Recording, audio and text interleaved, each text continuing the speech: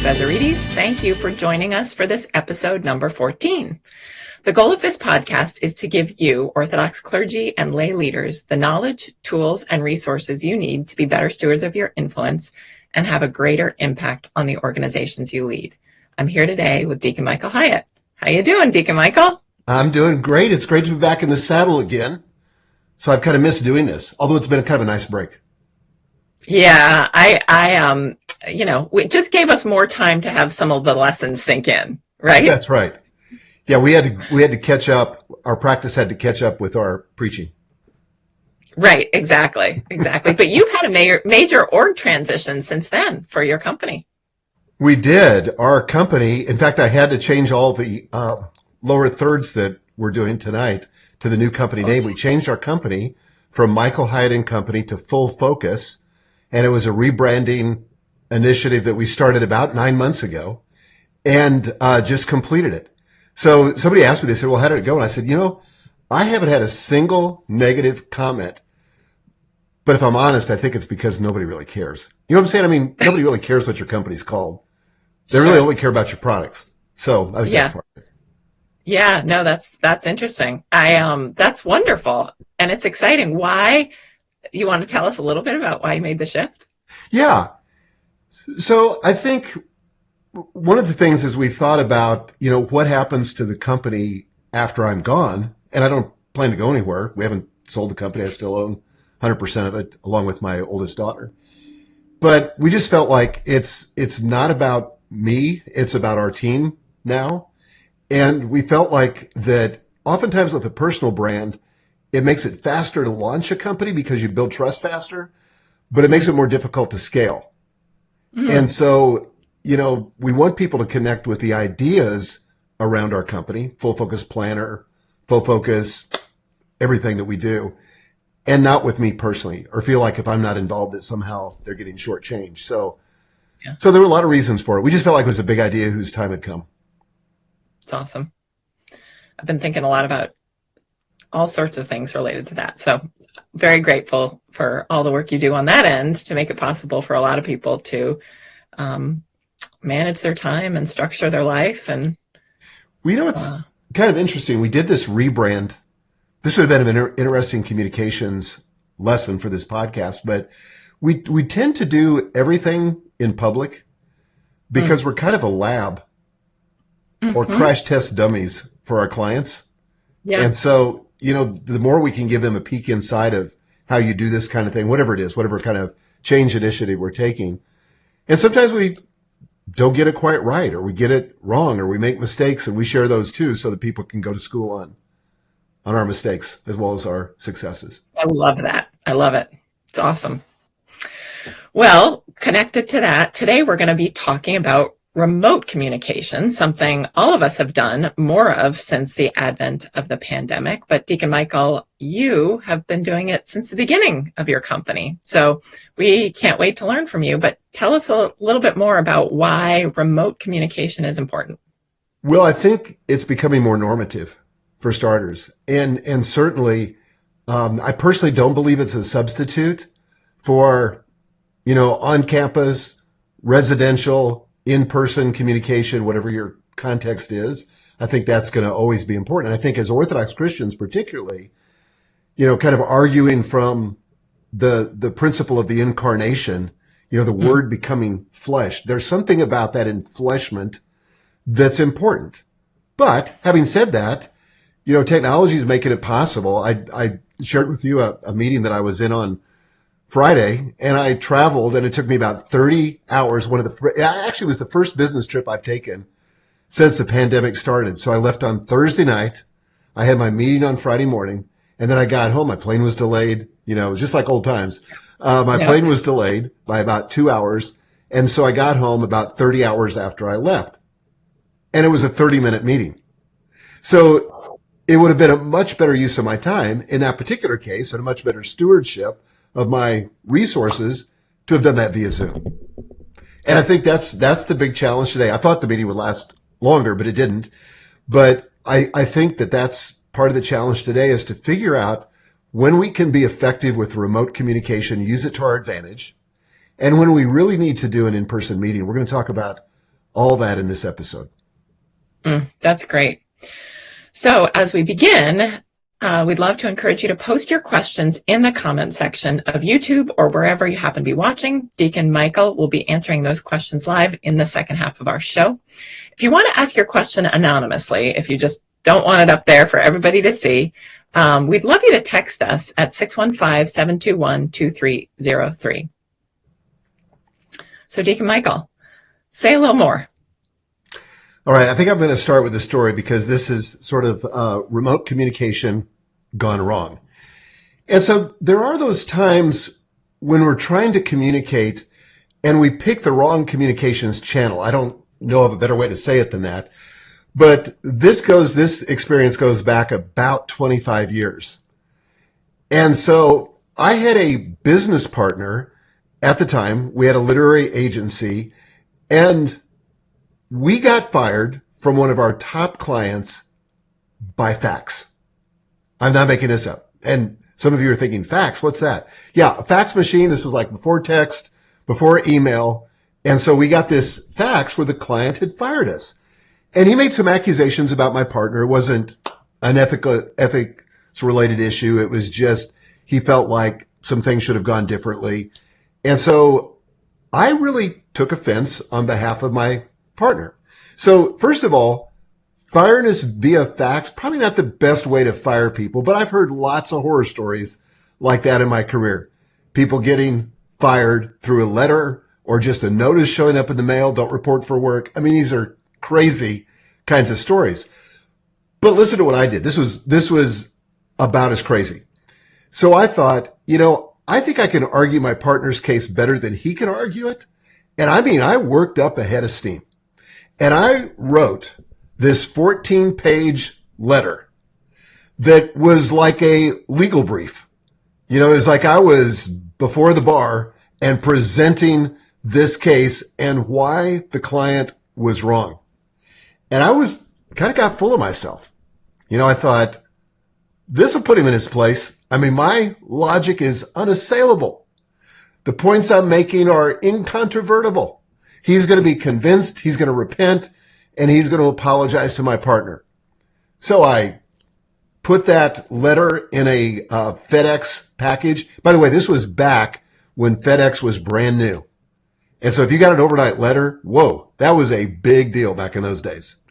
And so I sent this overnight letter to our client, and then I just kind of sat back smugly and waited. And waited. And waited. And he never responded to that letter. So much so that I finally had my assistant give him a call and say, did you receive that letter? And his assistant said, oh, yeah, he got it. But he never responded. So it was inappropriate for him to fire us via fax. And it was even doubly worse that I responded to him in a letter instead of just like picking up the phone or, if I felt strongly about it, which I did, I probably should have just got on an airplane and gone to visit him. But interesting story too is that client and I are really good friends now. And he's never brought it up to me. Wow. He just kind of overlooked it. The next time I saw him after that whole incident, he gave me a big hug. And so we continued our friendship after that. But I think that's kind of at the core of what we're trying to get to in this episode is what's the right communication channel? And if you're going to communicate remotely, as all of us are in this pandemic, and who knows, is there another wave coming or not? I don't know. But this is something we should have gotten better at over the last 2 years and indeed can get better at. And that's where I want to share 4 guidelines for better remote communication tonight. Awesome. Thank you. Can't wait. All right. So what's the first? Okay. The first one is this. Communicate more, not less. Now, here's the problem with remote communication. And you mentioned, Ann, when we began here, that my company has a lot of experience with this because we started 11 years ago as a remote company. Everybody I added to the company in those beginning days, almost everybody, was somebody that didn't live in my state. And the only communication, this was long before Zoom, the only communication we had was remote. We occasionally used Skype, but that was about as high tech as we got. But the problem with remote working is that when people are out of sight, it's easy for them to be out of mind, and it's easy to forget people or not to include them or not to include everybody that needs to be included. And there's a couple of fixes to that I think are even more important in remote world than non-remote. And by the way, let me just ask this question too of you, and let me just get back to a screen where both of us are on it. Are you guys remote at the seminary? We've been mostly remote, yeah, and there are, even faculty meetings. A lot of them are still remote. We're also back in, so and my team is hybrid at this point. That's what we are too. We're hybrid, and I think we will probably forever, for the foreseeable future at least, be hybrid. But one of the things that we've seen that's really worked well is to establish a very specific rhythm of meetings. So it's easy when you're all showing up at the office together to just pull together an ad hoc meeting and meet face to face. But you've got to be more intentional of that when you're remote. So I think it begins, and, hopefully most of the people that are on this podcast tonight are leaders in some sort, but to have regular one-on-one meetings with your direct reports in whatever cadence makes sense for you and your organization is a great place to start. So for me, I only have 2 direct reports at this point. I'm no longer the CEO of my company. My oldest daughter is, but my 2 direct reports are my executive assistant, Jim, and then Megan, my daughter, and we meet once a week. Jim and I typically meet, he lives on the other side of town, so we typically meet via Zoom for about 45 minutes. And then I meet with Megan for lunch every Monday. And so even if we don't have anything on the agenda, and we always try to have an agenda, but even if we don't have anything on the agenda, we want to get together for reasons that I'll be sharing here in a little bit. But one of the advantages of that, Ann, is it makes sure that we're having at least one connection point during the week, but it also keeps us from interrupting each other all during the week when we don't need to. Now, certainly if there's an emergency or something urgent, we can call one another or text one another or Zoom together, but it allows us to kind of store up those items that can wait so that we can allow ourselves and allow the people that we're working with to get that, deep work focused time. That's great. Can I say here that as a ministry leader, I tend to be a more I'm a hybrid between scheduler and go with the flow. And it became clear to me that I sometimes deceived myself in thinking that I didn't need a meeting with certain people, but they actually really needed a meeting, and they needed to know when the next meeting was. Yes. So that they could stack up and get ready for that, stack up whatever they could hold it because they knew when they could plan for that next meeting. The other thing I realized was that it took me too long. This is all what you teach us all the time, but it took me too long to schedule meetings, and I really need somebody else to do the scheduling and just force the meetings on the calendar. Totally. Because I would take too long doing it. Now, you have a great whole system of the executive assistant who can do that. A lot of church leaders don't have the luxury of somebody to do their scheduling. And I have been thinking about this a lot. I would say, if you're in a small team, church staff, ask the person who, and I'd be interested, this is my instinct, I'd see what you think, but ask the person to schedule the meetings who most needs them. Who most is going to be like, I need to get these on the calendar. Give them permission to make sure they're on the calendar. Yeah, I think it's a great idea. Because I think a lot of times for us as leaders, when we're trying to move quickly through things, we're trying to be efficient and all that. A lot of times I'll have the intention, but I don't have the follow through because it's not as important to me as it is to that other person. So, and I think that one of the things we've got to remember as leaders, and it took me way longer than it should have to learn this, everything flows out of the quality of our relationships, right? I like to be uber productive. I'm like the productivity guy. I've got a planner and all these productivity systems and all that, but that's all like tertiary. The most important thing is the relationship. And if you don't maintain that, all the productivity, all the efficiency, all that is not going to really get you much.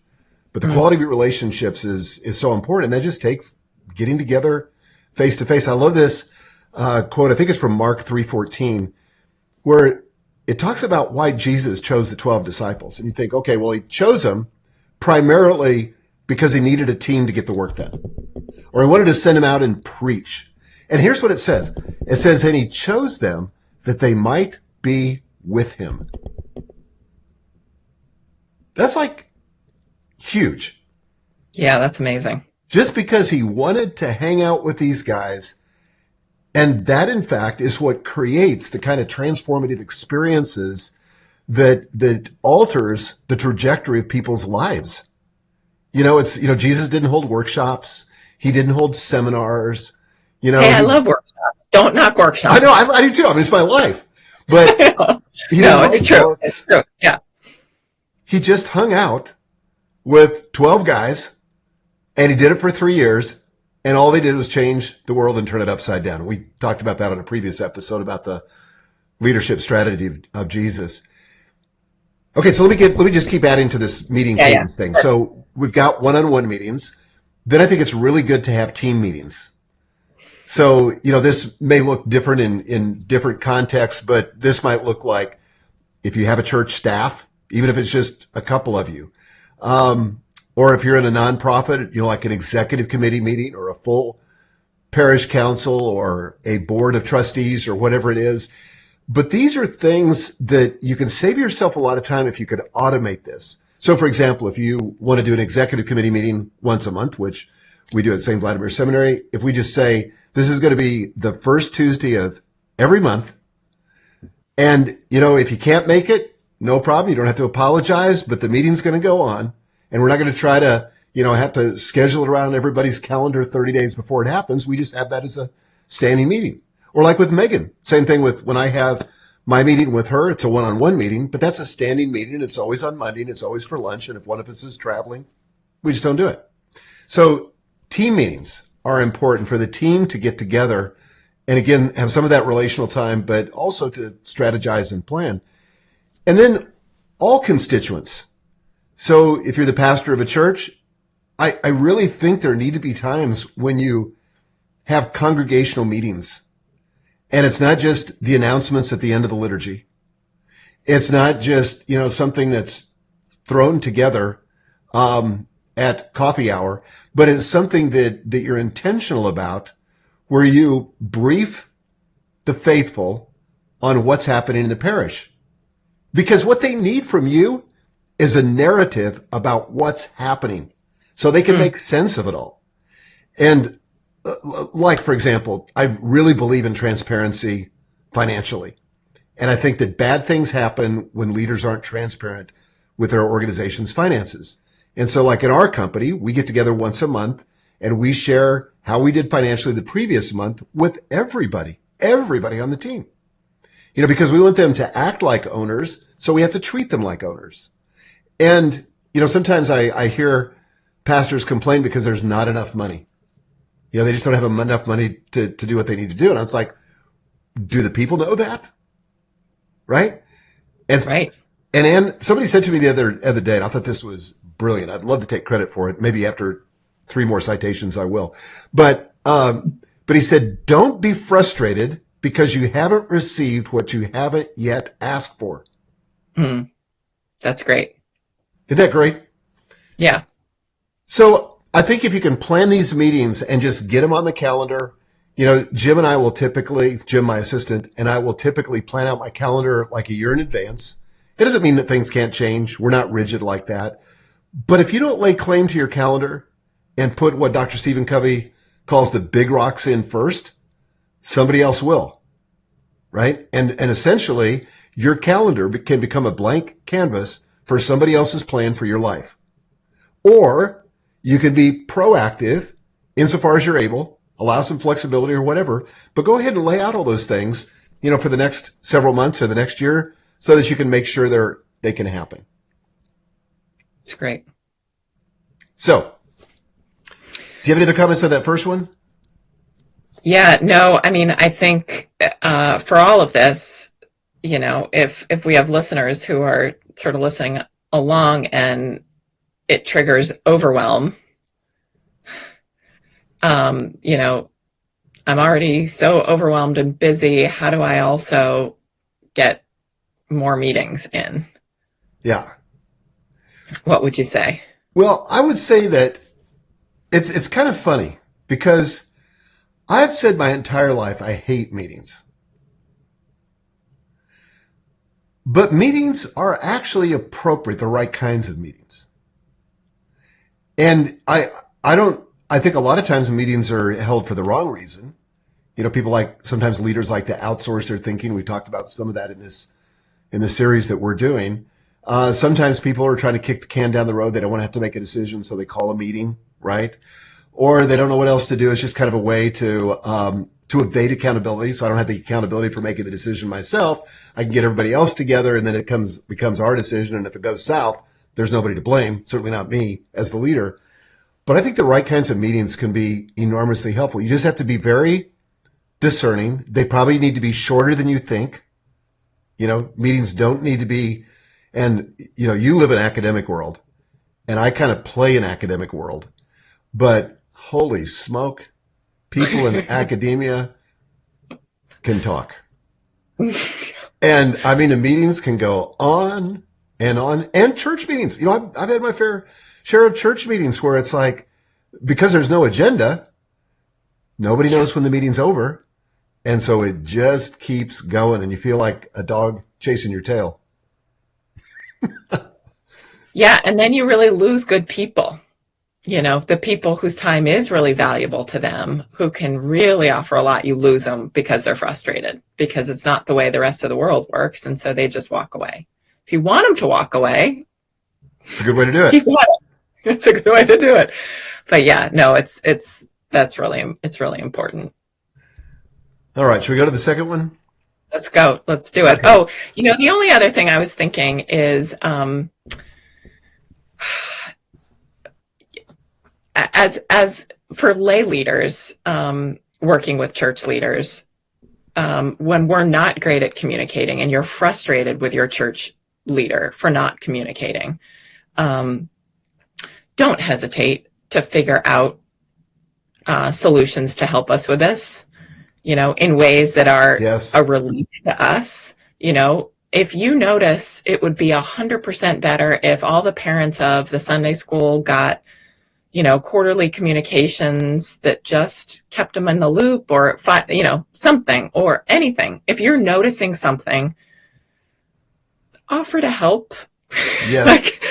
Like, I really think if you come forward and are like, you know, I see this very simple thing. I could set up a Google Calendar, and then all parents need to do is do one click, and then everything's right there for them.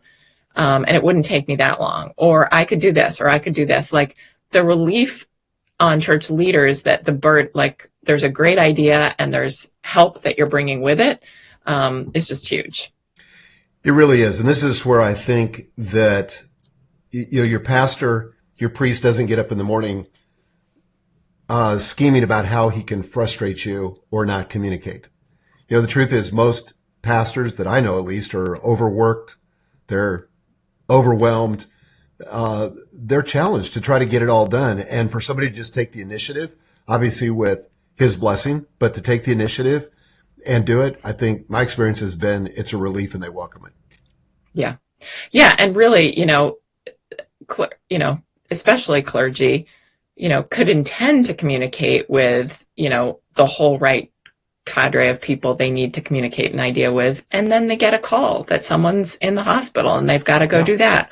Or they hear a rough confession, and that just, you know, puts a bunch of, you know, new tough emotional processing that's going on. There's just a lot, and just graciousness around the spectrum of lives they're dealing with. Well, and this is where these standing meetings can be hugely helpful, because if you know, for example, and I'm not suggesting this should be the frequency for every church, but I'm making this up.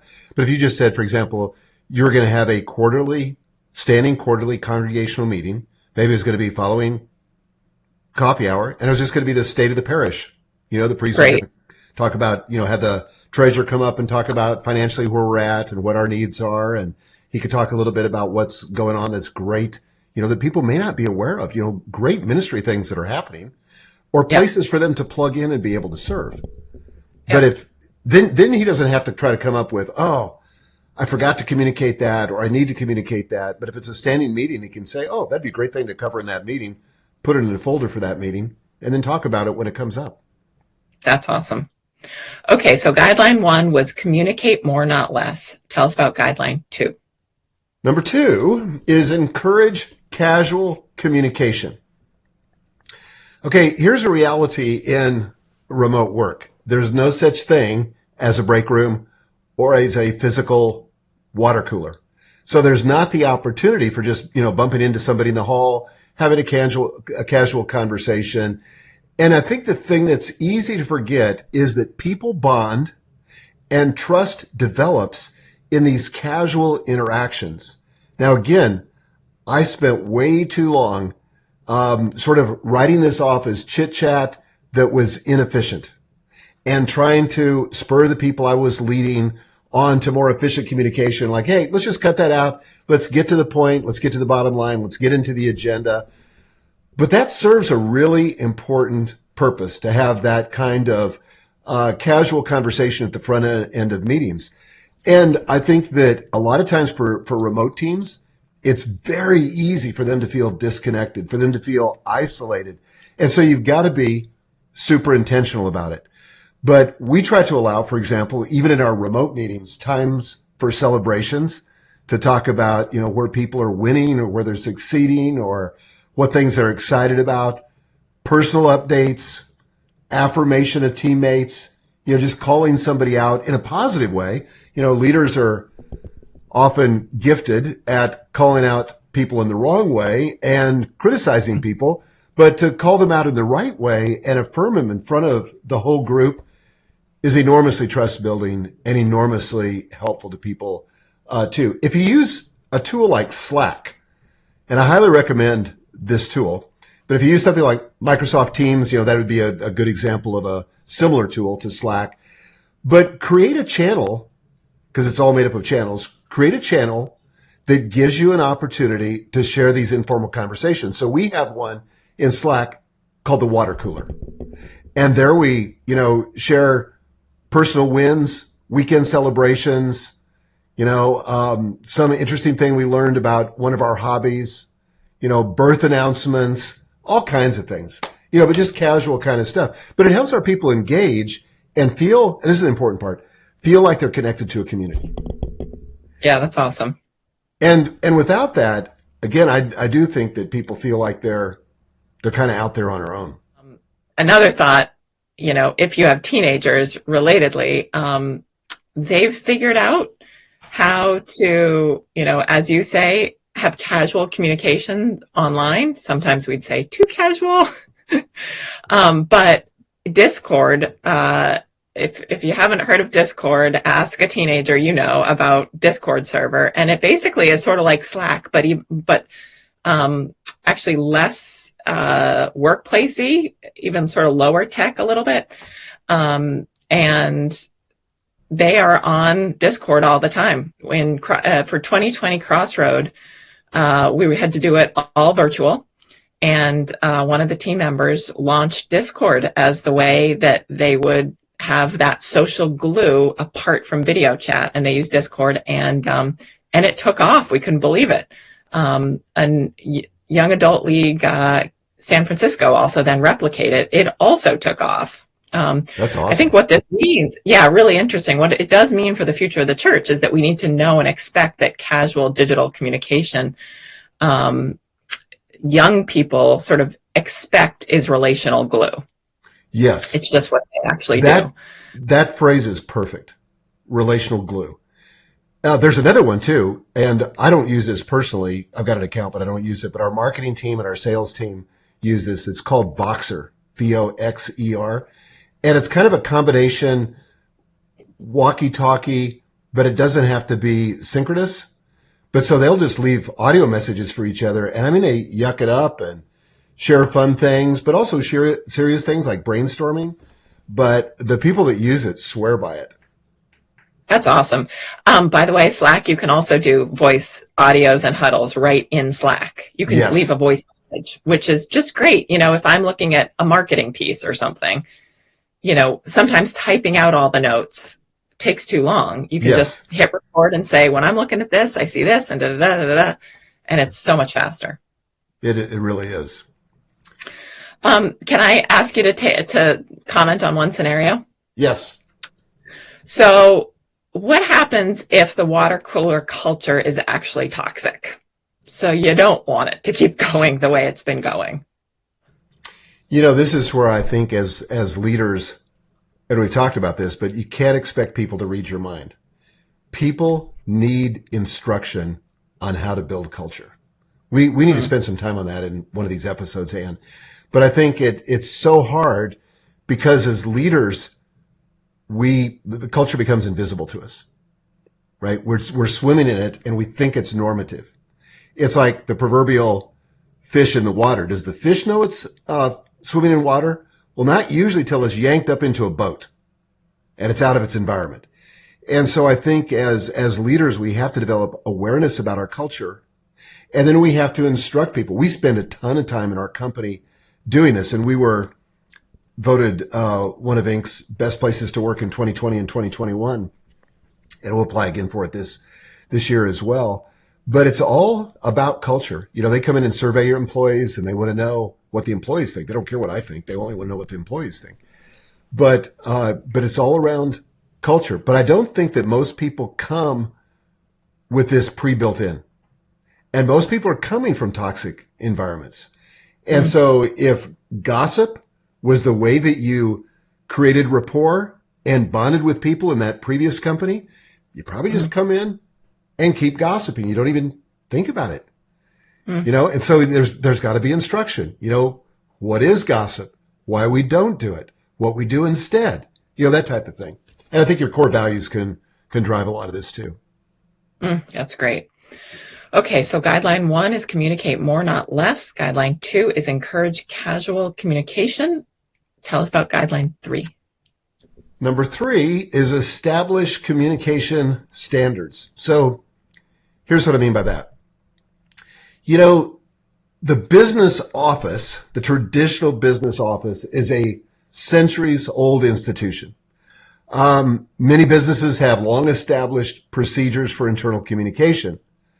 They've got a code of etiquette for the office, but it may be unwritten. For example, in some offices, a closed office door signals that the person is unavailable. It's not written down anywhere, but it's just part of the culture. People understand that a door that's partly ajar signals that the visitor should knock before entering. And an open door means just come on in. Now, in a brick and mortar setting, email is used for some communications, phone for others, in-person meeting for still others. But generally speaking, people know when to communicate, how to communicate in various types of situations. But in a remote situation, all that changes. When you have a quick question, what do? Do you call? Do you Zoom? Do you text? Do you go on Slack? Do you send an email? So many options. So what I would recommend, and what we do at our company at Full Focus, is we have basically come up with kind of some baselines for how we communicate, and we have designated channels for certain kinds of communication. For example, all external communication, written external communication, is via email. All internal communication that's written is via Slack. We never mix those up. We encourage the use of Zoom for meetings and discourage phone conferences. We hate phone conferences. We never use phone conferences for a variety of reasons, but we do use Zoom. We think Zoom is a wonderful tool. So let me scroll up here on my notes here. So in addition That's to great. that, go ahead. I'm sorry. Yeah, no, and we've been in, always trying to figure out what makes the most sense. And sorry about that, folks. And yeah, it just is amazing how choosing which channel and figuring out what makes the most sense provides such clarity. And sometimes hiccups happen when it's just the wrong channel. Yeah, stuff gets lost. But it's amazing though how, just openness to, oops, that was the wrong channel. That was a hiccup in the communication. How are we going to fix this? Or how does the current system not work? Yeah. Because the communication broke down. And instead of making it about people or bad motives or anything, you just realize it's just a communication stream. And you just work on it and just say, okay, we just messed that one up. Let's fix the system so that it doesn't happen again. Well, I think that's where as leaders, if we can define the designated channels, that'll help. And like, how the president supposedly has a red phone, that he can call whoever, some other world leader, if there's a crisis. We basically use text for that. We don't use text for normal communication, but if it's something urgent, something where, we encourage our people to be, for example, off of Slack and not work after hours, but occasionally, there's a meltdown, the website goes down or something else happens that demands immediate communication. And so we reserve text for that. And so just so people kind of know what the boundaries are is helpful.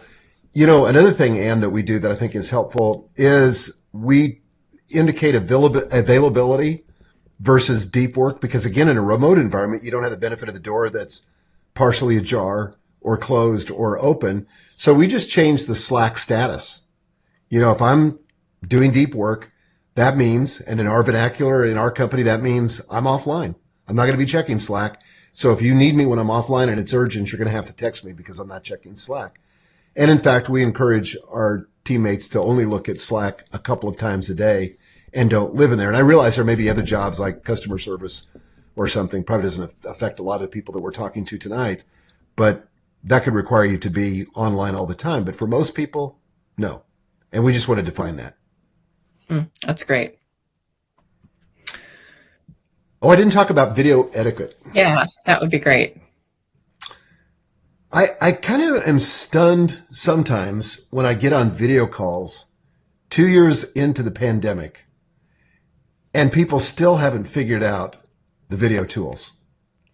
And I try not to judge, but I do. Like when somebody can't find the unmute button. Right. Or they don't know the most basic things, or they get on and they're poorly lit. Yeah. So here's just a couple things that I would say. First of all, do make sure you're well lit, because your face is basically everything. And keep your camera on. We insist in our business meetings that people keep their cameras on, because I know what happens when people turn their camera off. It's because they want to be doing an email or something else. And having your camera on creates a certain level of accountability that I think is healthy. Plus, it is a better experience for everybody else to see everybody's faces. I do a lot of webinars in my business. And so we've always used, for the last several years, we've used Zoom webinar. So what that means is I'm kind of talking, presenting into the abyss. I can't see anybody, right? So we just changed that. So we're setting all webinars up now as Zoom meetings so I can see everybody. Love it. And when they ask questions at the end of the webinar, I bring them on so I can see their face, because it's more personal. Love it. It's more That's awesome. Probably way more energizing for you too. Oh, totally. Because I feel like I'm actually presenting to humans, which is not a machine, Yeah. Here's a pro tip. Inside of Zoom, it'd be interesting to see if you know about this, Ann. If you click on the 3 little dots up in the top right-hand corner of your picture, you can select something called Hide Self View. Do you know about this? Yes. You get a gold star. The value of this is, particularly for longer meetings, it dramatically reduces exhaustion, because you're not constantly looking at yourself, which is exhausting and narcissistic. So just turn yourself off. Yep, that's great. It does mean you can't make sure you don't have a frowning face. Yes. But no, for longer meetings with like teams of people, it's fabulous. It's fabulous. And I also, the funny thing is, I teach this semester, and it's written in my syllabus, and this is true with Zoom, probably everybody knows by now, but you really can tell if somebody is distracted doing something else, checking their email while they're pretending to also listen to you. You really can tell. You really can. You're not fooling anyone. Nope. Here's another one that drives me crazy. I'm just going to demonstrate this one. So it looks like this. Somebody has the wrong camera on. And that, whoops, no, I just removed yours. I probably shouldn't have done that. Let me see if I can get you back on here. It's all right. We've got two sides of your face. There we go. Uh-oh, now we have two sides of mine. Okay. There we go. Hey. Back to where we were. Awesome. Yeah, but when somebody's like, they're not quite looking at the camera, and this, for whatever reason, happens to Windows users, I think more because the cameras are often not at the top of the laptop. Yep. Well, anyway. Okay. Well, so guideline 1, communicate more, not less. Guideline 2, encourage casual communication. Guideline 3, establish communication standards. Tell us about guideline 4. Okay. Number 4, match the medium to the message. Okay. When my former business partner was fired via fax, that is not matching the medium to the message. Nobody should ever be fired. I mean, unless some crazy circumstances would dictate, no one should ever be fired without that being face-to-face, or at the very least, Zoom or something, or pick up the phone. I remembered this was years ago, back when I was in the corporate world. I had just started to work for this company, and they had just gone through a big layoff, and they literally sent termination notices to like 6 of their salespeople. No phone call, no in-person meeting. They just send a termination notice. So these people go to the mail one day, they open their mail and find out they've been terminated. And then people wonder why they have such a toxic culture. So likewise, my response, sending a 14-page letter back, I mean, what is that? There's something about, I'm going to go ahead and say this. I think there's sometimes we use written communication because we're not brave enough to sit with that person face to face. And it's easy to compose a letter and not put ourselves at risk, we think, but it usually doesn't go well because you don't have the opportunity to alter the message or nuance it or to really read what that other person may be communicating back to you in the way of body language or whatever. So match the medium to the message. Sometimes if it's just informational, great. Email's great if you're communicating with somebody outside your organization or even internally through Slack or something. But if there's going to be criticism, if there's going to be something you don't like, it's much better to pick up the phone and then document it afterwards. You've had the Zoom call, you've had the phone call, whatever. Document it afterwards, but don't send the criticism beforehand, especially in written form. I've never found that to work. Yeah, that's great. You have this golden question here. Which one is that? Oh. If I were on the receiving end of this news, how would I want to hear it? Yeah. Which is just so good. And I think especially if you have to lay somebody off or terminate them, here's the thing that we've always got to remember as leaders. People are going to remember how you ended far more than how you comported yourself during the relationship. I had a friend, this is tragic to say, but I had a friend who had an affair, got a divorce, and his kids, to this day, 10 years later, will not talk to him. And here's what he says. He said, I spent years building into those kids' lives. I took them everywhere. He said, I swear I was the best dad. And I said, buddy, all they remember is those final 2 weeks. And you basically torched everything. People remember how you finish. And I think it's really important to finish well. And even in a situation an unfortunate situation like a layoff or a termination, there's a way to do that with dignity and respect in a way that leaves the other person, okay. And I always, here's kind of the other golden question. I don't know if it's a golden question, but it's something I always consider. And that is, I want to terminate that person. Everything within my power to be at peace with that person, so that if I bump into them on the street, in my small town where I live, I want to be able to embrace them and have a good conversation with them and not feel like I've got to avoid them or it's going to be awkward. That's great. That's great. So there you have it. 4 guidelines. Awesome. So we want to get to our listeners' questions, but first, let me summarize what I heard you say. Okay.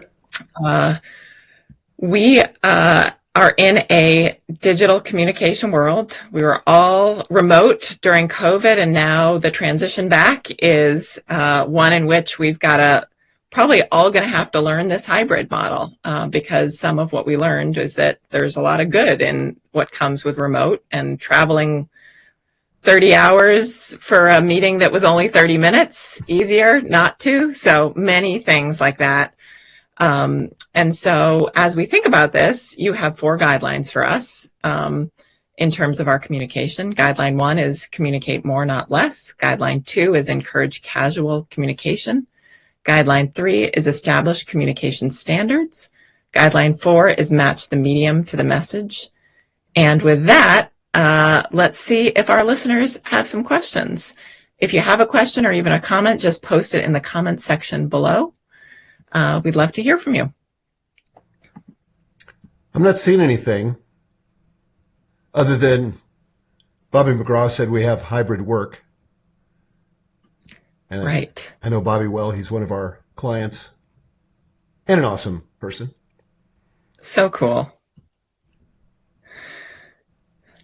Well, I don't see any questions. I just checked our top secret communication channel where people can communicate anonymously. Nothing there as well.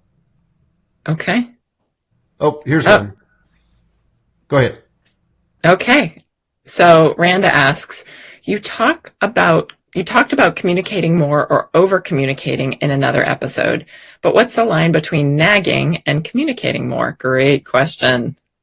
That's good. Well, sometimes you have to ask the people you're leading. Yeah. And it's kind of this tension between giving direction and not abdicating in delegation, but also not being sort of the helicopter parent or the helicopter leader who micromanages people. And so those are the 2 extremes. And I would just ask people and lead how you'd like to be led. That's great. Yeah. As the mom of boys, it is the question. I know Randa shares that with me. Well, she has 2 3. Yeah. Yeah. And I think sometimes we're afraid to let our kids fail, or we're afraid to let our employees fail. And what that does is creates this sort of perverse dependency upon us that is not healthy when they grow up, right? Yeah. For the kids or for your employees. And sometimes you just, I've learned this as a coach. Sometimes rather than give advice, it's really good to just ask a question, because people usually know what they need to do. Yeah. So just ask. Yeah, that's great. That's great. That's a great idea. John Maddox has a question for us, and his question is, what is the value of staff retreats when the rest of the year is remote? Is it worth it? Totally. So important. Because again, I think that it gives you an opportunity to get together face to face. And again, I'm really hoping the pandemic's behind us and that we don't have another wave. But man, I would take advantage of this time right now. And I was in the airport twice this last week, 2 business trips this last week. They were so jam-packed. Now, part of it was that spring break was happening in a lot of places. But boy, people are just want to get out, and people want to get together. And we've noticed in so many parishes, that once the protocol is lifted and people could come back to church. I don't know about you, our church is full to the brim. We have 20 catechumens right now. Father Joseph Honeycutt in Houston, I read an article on the Antiochian website where he has 40 catechumens right now. And all that to say is I think people want to get together face to face. The catechumen thing is a little bit different, but I think people want to get together face to face and give them that opportunity. Yes, John, do it. It's awesome.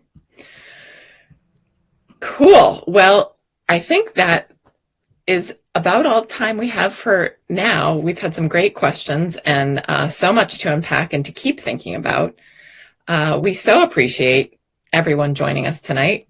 We'll not be here next week. I unfortunately will be in another city and so cannot be with us. However, we'll be back again, God willing, 2 weeks from now at the same time. We plan to discuss the challenge of inaccessible information.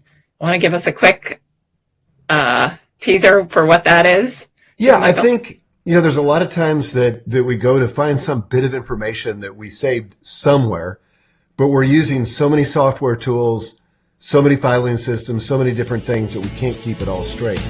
And it makes us inefficient, and it really impairs our communication with other people. So we're going to talk about that. We're going to talk about some guidelines for it, some ways to simplify it, some ways to make it easy to get to the information easily. Awesome. I need that one. Can't wait. Thank you, everyone, for joining us for the Orthodox Leader podcast, and we'll see you again in 2 weeks. Thanks, everybody.